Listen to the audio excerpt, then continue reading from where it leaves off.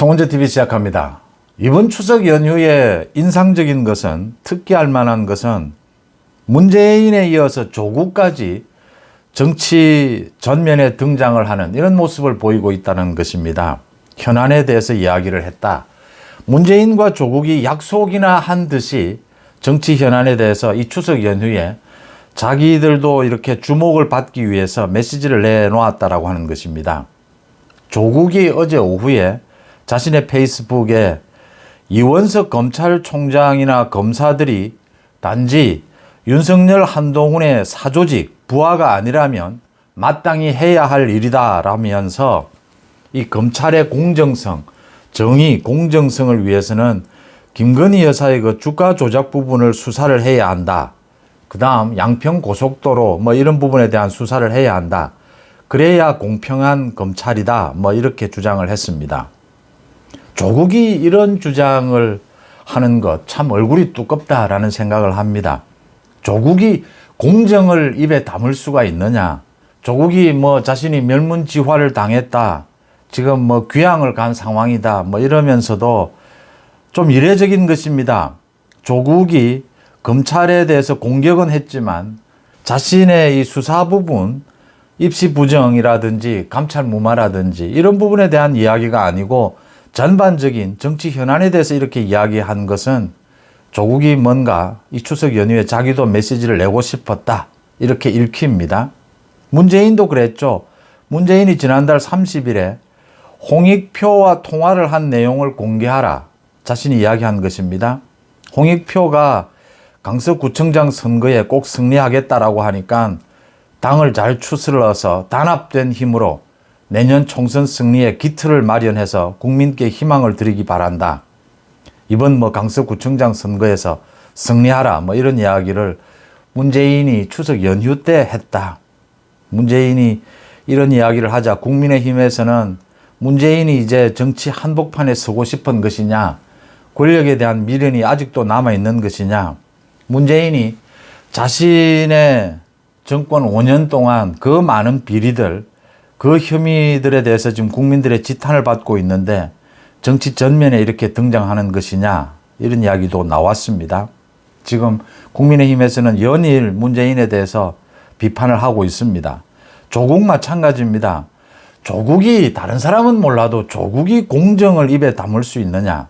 조국의 1심 판결문입니다. 판결문이 다시 거론이 되고 있습니다. 자녀 입시 비리 범행은 대학 교수의 지위를 이용해 수년 동안 반복 범행한 것으로서 그 범행 동기와 죄질이 불량하고 입시 제도의 공정성에 대한 사회적 신뢰를 심각하게 훼손한 점에서 죄책이 무겁다라고 했습니다. 또 민정수석으로서의 책무를 저버리고 정치권의 청탁에 따라 비위 혐의자에 대한 감찰을 중단시킨 것으로 그 죄질이 불량하고 죄책이 무겁다라고 했습니다. 조건 1심 판결 2년 징역형을 받았는데 그때 법정 구속을 했어야 합니다. 아니면 지금 2심 판결이 나오게 되면 법정에서 구속시켜야 합니다. 조국을 구속시키지 않으면 이렇게 계속 검찰을 공격하고 이렇게 자신의 방탄을 하는 것입니다. 조국, 문재인, 이재명 모두 마찬가지입니다. 모두 비리 혐의를 덮어쓰고 있는데 방탄하고 정치적인 공격, 검찰을 공격하고 자신의 증거인멸을 시도를 합니다. 그래서 조국, 이재명 또 문재인은 빨리 구속을 시켜야 된다. 그게 법리다, 법치다라고 하는 부분이고요. 김웅이 나서서 이 조국에 대해서 비판을 했습니다. 마치 음주운전자가 신호 위반 차량 보고 욕하는 것 같다. 얼굴은 참 두껍다, 존경스럽다. 멘탈이 세다 역시, 이렇게 이야기를 하고 비꼬았습니다. 민정수석으로서 감찰을 중단시키고 입시 부정을 한 이 불공정을 저지른 조국이 자신이 지금 공정을 입에 담고 또 김건희 여사의 주가 조작 부분은 문재인 정권 때 검찰이 탈탈 털었던 부분입니다. 문재인 정권 때 검찰이 나서서 2년 3년을 윤석열 검찰총장 죽이기 위해서 탈탈 털었던 부분을 지금 와서 다시 그걸 수사를 해야 공정하다, 이런 말도 되지도 않는 이런 이야기를 늘어놓습니다. 참 얼굴이 두껍다라는 이야기고요. 문재인도 얼굴이 참 두껍다. 문재인이 지금 이 강서구청장 선거 걱정할 때냐, 내년 총선 걱정할 때냐. 강서구청장 선거는 개딸들이 나서서 50대 개딸이 우산을 휘두르고 그 선거운동원에게 폭행을 하는 그것 하나로 선거는 끝난 게 아니냐. 이 개딸들의 횡포, 개딸들의 정치 테러입니다. 거의 제정신이 아니죠. 이 하나로 이 선거는 끝난 것 아닙니까? 이 개딸들을 보고도, 개딸들을 보면서도 민주당에 표를 줄 수가 있느냐. 자, 이제 문제는 문재인과 이 조국이 약속이나 한 듯이 추석 연휴에 이렇게 정치 현안에 대해서 메시지를 내고 나선 것. 이걸 어떻게 바라봐야 하느냐. 이재명 견제입니다. 이재명이 이제 구속영장이 기각됐다 이래서 신이 나서 공천권을 100% 자기가 휘두르겠다라고 하니까 문재인 조국이 발목 잡기에 나선 겁니다. 이낙연도 아마 곧 나서게 될 겁니다. 왜냐하면 반명, 지금 비명 반명의 이낙연계가 대부분입니다. 물론 뭐 이낙연계나 지금 친명도 다 전체적으로 친문에 소속되는 사람들이 많습니다만 이낙연계가 가장 위험하다. 그래서 이낙연도 아마 이재명 견제에 나서게 될 겁니다. 문재인 조국이 지금 이재명에 대해서 공천권 100% 말도 안 된다. 자기들도 있다. 지금 친문이 누가 뭐래도 이 최대 주주다. 지금 이야기를 하고 있는 겁니다. 문재인이 그런 메시지를 내자 조국도 덩달아 메시지를 낸 겁니다. 이건 지금 민주당 지지층 또 이재명에 대한 견제입니다. 문재인, 조국, 이낙연 모두 공천에 개입하겠다. 공천권을 놓고 이제 물밑에서 야합을 할 수밖에 없는 상황이다. 이재명에 대한 공격용이다. 이렇게 읽힙니다. 뭐 겉으로는 지금 윤석열 정부를 비판하고 문재인 같은 경우에는 뭐 덕담한 듯이 이렇게 보이지만 실질적으로 지금 민주당의 상황, 이재명의 상황을 보자면 이 문재인과 조국의 메시지는 이재명에 대한 견제다.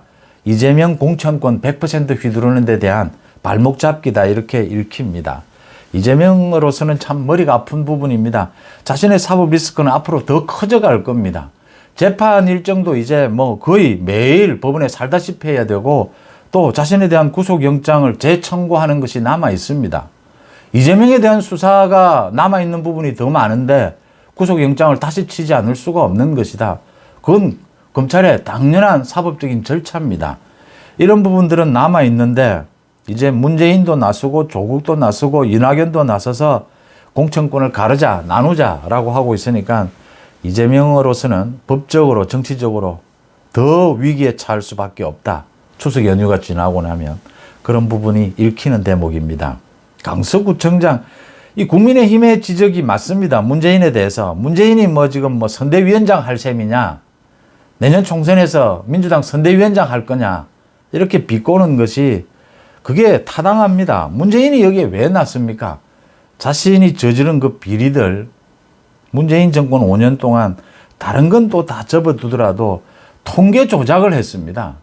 이건 완전히 나라를 근간에서부터 망치는 짓입니다. 이런 짓을 저지르고도 얼굴 두껍게 정치에 개입을 합니다. 조국 마찬가지입니다. 참 얼굴은 두껍다, 존경스럽다라는 말을 들을 만합니다. 문재인과 조국이 등장하면서 민주당, 이재명은 더 복잡해졌다. 공천 게임은 더 복잡해졌다라고 읽힙니다. 송재TV 마칩니다. 고맙습니다.